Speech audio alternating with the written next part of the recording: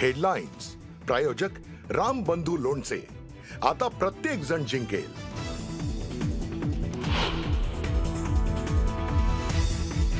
राज्यातील स्थानिक स्वराज्य संस्थांच्या निवडणुकीबाबत आज सुप्रीम कोर्टात सुनावणी। आजच्या सुनावणीत राज्यातील स्थानिक स्वराज्य संस्था निवडणुकीचं भवितव्य ठरणार।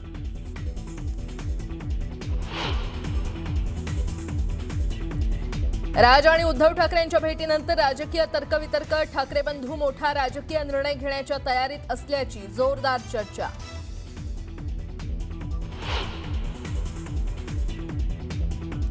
काय ते रस्ते, काय त्यांची अवस्था, मलाच पालकमंत्री असल्याची लाज वाटते। फुरसुंगी नगर परिषदेसाठी घेतलेल्या प्रचार सभेत अजित पवारांचं वक्तव्य।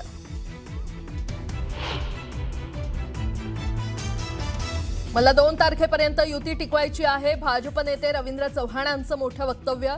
तर पुढे ही युती टिकवायची की नाही हेही त्यांनाच विचारा। श्रीकांत शिंदेंचा पलटवार।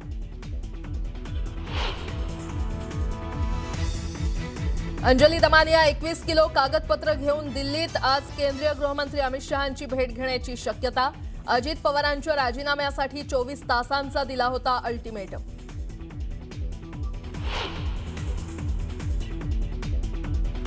सुनील तटकरेंनी आमच्या युतीत धृतराष्ट्राप्रमाणे मिठाचा खडा टाकला। आमदार महेंद्र दळवींची तटकरेंवर टीका। तर पार्थ पवारांच्या घोटाळ्यामागे सुनील तटकरे हेच सूत्रधार, दळवींचा आरोप।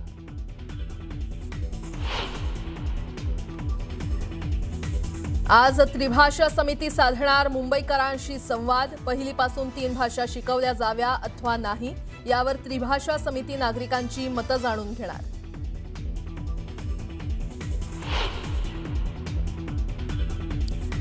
आणि मुंबईतील हवेची गुणवत्ता चिंताजनक पातळीवर। बीएमसी शहरात 3 दिवस डीप क्लिनिंग ड्राईव्ह राबवणार। मुंबईतील प्रमुख 750 किलोमीटर रस्त्यांवरील धूळ आणि कचरा हटवणार। तर काही बांधकामांवर बंदी।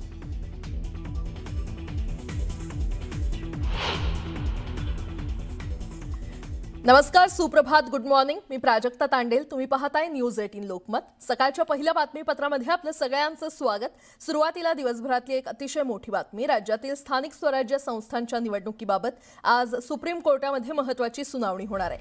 आज दुपारी 12 वाजता सर्वोच्च न्यायालयामध्ये ही सुनावणी पार पडणार आहे। गेल्या मंगळवारी सरन्यायाधीश सूर्यकांत यांच्या खंडपीठानं काही मुद्दे ऐकून घेतले आणि त्यानंतर आज 28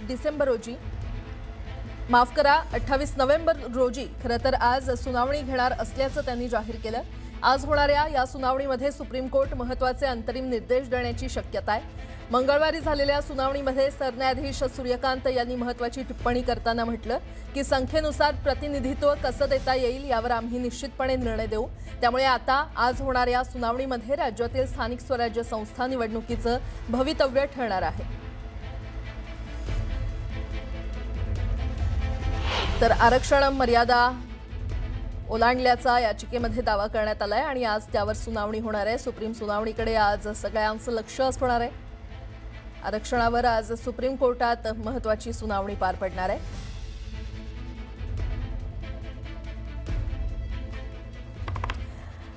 आणि आता पाहूयात महाराष्ट्राच्या राजकारणातली सर्वात मोठी आणि महत्त्वाची बातमी। उद्धव ठाकरेंनी काल दुपारी अचानक शिवतीर्थावर जाऊन राज ठाकरेंची भेट घेतली। या भेटीविषयी अत्यंत गोपनीयता बाळगली गेली होती। या भेटीमध्ये केवळ महापालिका निवडणुकीतील जागा वाटपच नाही तर शिवसेना, उबाठा आणि मनसेच्या संभाव्य विलीनीकरणावर चर्चा झाल्याचं बोललं जातंय। काल दुपारच्या सुमारास दोन्ही ठाकरे बंधूंमध्ये महत्त्वाची भेट झाली आणि या भेटीमध्ये अत्यंत गोपनीयता भेटीविषयी खरं तर बाळगली गेली होती। या भेटीमध्ये केवळ महापालिका निवडणुकीतल्या जागा वाटपच नाही तर शिवसेना, उबाठा आणि मनसेच्या संभाव्य विलीनीकरणावर चर्चा झाल्याचं बोललं जातंय। बातमीपत्रामध्ये आता पाहणार आहोत सकाळच्या महत्त्वाच्या 100 बातम्या अतिशय वेगवान स्वरूपात। सुरुवात करूया। जळगावच्या नशिराबादमध्ये भाजपकडून भव्य रोड शोचं आयोजन करण्यात आलं होतं। यावेळी महिलांनी गिरीश महाजनांचं चौकाचौकात औक्षण केलं। दरम्यान भाजपने जोरदार शक्ती प्रदर्शन केलं।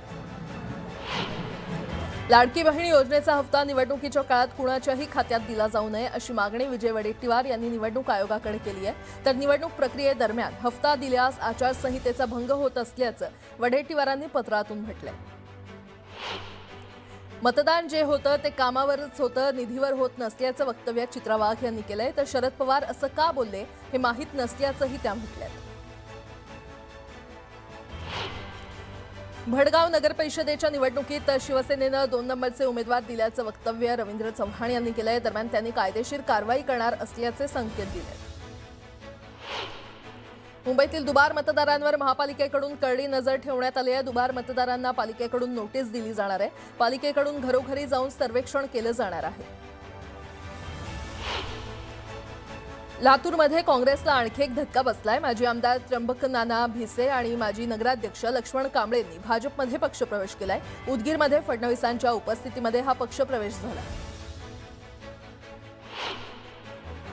इंदापूर नगर परिषदेच्या निवडणुकीसाठी उमेदवारांकडून जोरदार प्रचार करण्यात येतोय. दरम्यान प्रदीप गारटकरांना आरोग्याचा त्रास होत असल्यानं कार्यकर्त्यांकडून त्यांची काळजी घेतली जाते. दरम्यान कुणाचा विजय होणार हे पाहणं महत्त्वाचं ठरणार आहे.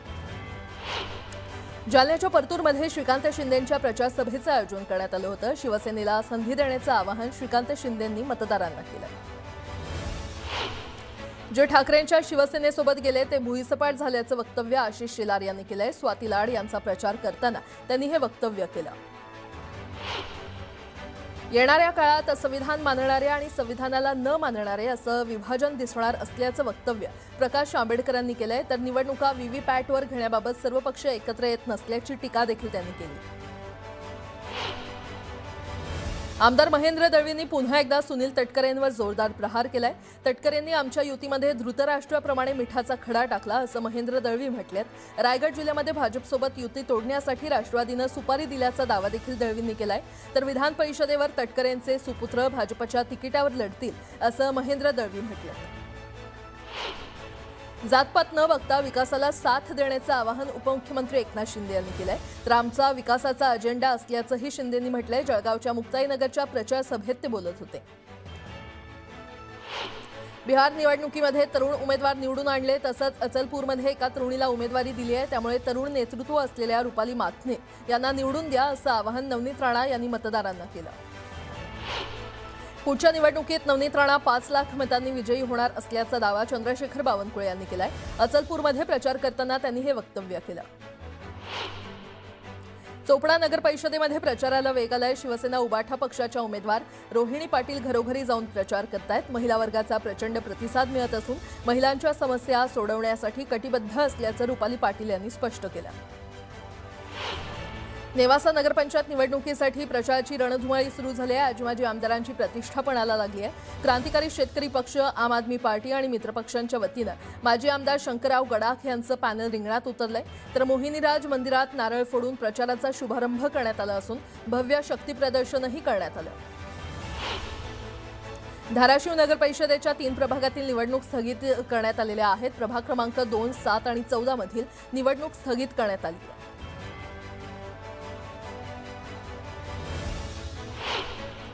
चिपळूण नगर परिषदेच्या वतीनं मतदारांमध्ये जनजागृती करण्यात आली. पथनाट्याच्या माध्यमातून मतदानाच्या दिवशी मतदान करा आणि कोणत्याही आमिषाला बळी पडू नका असं आवाहन मतदारांना करण्यात आलं. जळगावच्या चोपडामध्ये मतदानाचा टक्का वाढवण्यासाठी जनजागृती करण्याची मागणी करण्यात आली आहे. तर निवडणूक आयोगाने जारी केलेले नियमांची अंमलबजावणी करण्याची मागणी नागरिकांनी केली आहे. विधिमंडळ कामकाज सल्लागार समितीची 1 डिसेंबरला बैठक पार पडणार आहे. या बैठकीमध्ये विधिमंडळ अधिवेशनाची तारीख ठरणार आहे. स्थानिक स्वराज्य संस्थांच्या निवडणुकांमुळे अधिवेशनाला मुहूर्त मिळत नव्हता. इंडिया आघाडीची पुढील आठवड्यात दिल्लीमध्ये महत्त्वाची बैठक पार पडणार आहे. देशातील अनेक विषयांवर आघाडीच्या बैठकीत चर्चा होणार आहे. SIR मुद्दा, आगामी काळातील निवडणुकांबाबत चर्चा होणार असून इंडिया आघाडीतील सर्व प्रमुख नेते उपस्थित राहणार आहेत.